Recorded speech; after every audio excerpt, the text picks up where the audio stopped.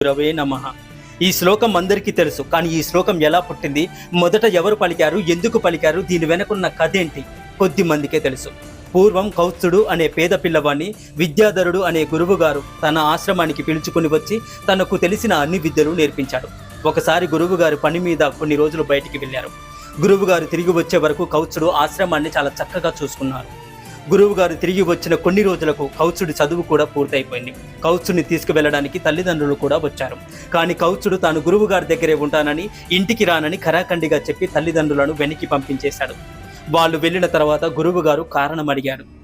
అప్పుడు కౌత్సుడు ఇలా చెప్పాడు, గురువుగారు, మీరు కొన్ని రోజుల క్రితం బయటికి వెళ్ళినప్పుడు మీ జాతకం చూశాను. మీకు సమీప భవిష్యత్తులో భయంకరమైన రోగంతో ఇబ్బంది పడతారు. అందుకే మిమ్మల్ని వదిలి వెళ్ళలేను అని చెప్పాడు ఆ శిష్యుడు. కొన్ని రోజులకు గురువు గారికి క్షయరోగం వచ్చింది. ఆ కాలంలో క్షయకు చికిత్స లేకపోవడంతో కాశీకి వెళ్ళి దాన ధర్మాలు పుణ్యకార్యాలు చేయాలని